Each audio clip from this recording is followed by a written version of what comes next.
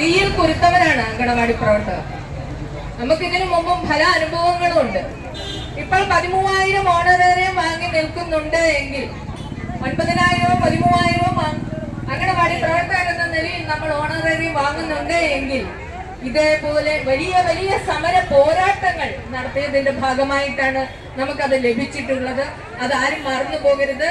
ഇതുപോലെ തന്നെ പൊരി വെയിലത്ത് സെക്രട്ടേറിയറ്റിന്റെ മുമ്പിലും അതേപോലെ തന്നെ ഡൽഹിയിലും ഒക്കെ നമ്മള് ചുട്ടുപഴുത്ത ടാറിംഗ് റോഡിനകത്ത് ഇരുന്നു കൊണ്ട് അടിയിലൂടെയും ചൂട് മോളിലൂടെയും ചൂട് ഇതൊക്കെ അനുഭവിച്ചിട്ട് ഈ കൂട്ടം നമ്മള് സമരം വന്നിരുന്നിട്ട് സമരം അവസാനിക്കുന്നതിന് മുമ്പേ പോകുന്നത് നല്ല പ്രവണതയല്ല.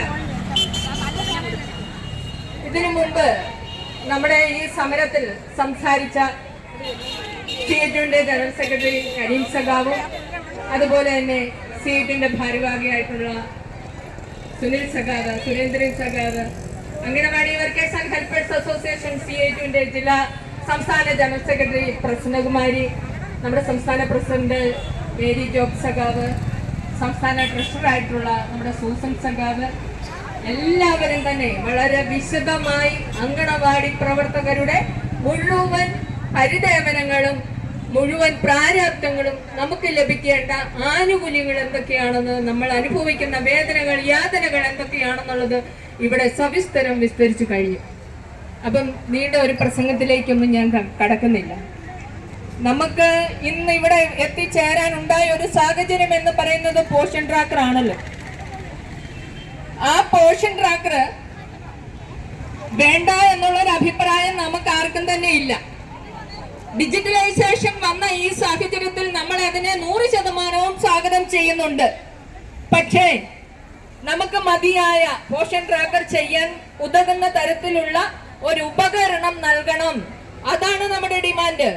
എന്തു ജോലിയും ചെയ്യാൻ തയ്യാറായിട്ട് തന്നെയാണ് അംഗനവാടി പ്രവർത്തകർ ഈ കേരളത്തിലും നമ്മുടെ ഇന്ത്യ ഒട്ടാകെ നിലനിന്ന് പ്രവർത്തിക്കുന്നത്. അത് നമുക്കറിയാം.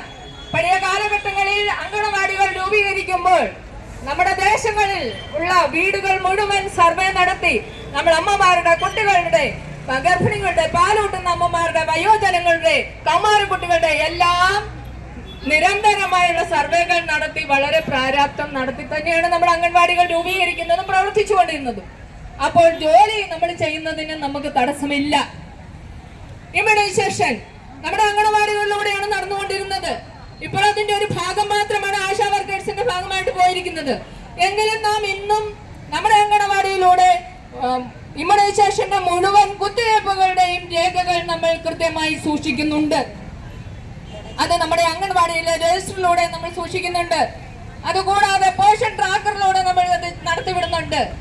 ഇതൊക്കെ യഥാസമയങ്ങളിൽ നടത്തി വിടണമെന്നുണ്ട് എങ്കിൽ നമ്മൾക്ക് അതിന് മതിയായ ടൂൾ അല്ലെങ്കിൽ അതിന് മതിയായ ഉപകരണം ലഭിച്ചേ മതിയാകും. അതിനു വേണ്ടിയാണ് നമ്മൾ ഈ സമരം, അതിനു വേണ്ടിയാണ് നമ്മൾ ഇന്ന് ഈ പോരാട്ടം ഇവിടെ നടത്തിയത്. അപ്പോൾ ഈ പോരാട്ടം നടത്തുമ്പോഴും വളരെ ദുഃഖകരമായ ഒരു വിഷയം എനിക്കിവിടെ പറയാതെ പോകാൻ സാധിക്കില്ല. ഉടനീളം ഞാൻ ഇവിടെയൊക്കെ ഒന്ന് നടന്നു. വളരെ വേദനാജനകമുണ്ട് കേട്ടോ. നമ്മുടെ സമരമുഖത്തിൽ വന്നിരുന്നിട്ട് പോഷൻ ട്രാക്കർ ഓപ്പൺ ചെയ്ത ആളെ ഞാൻ കണ്ടു.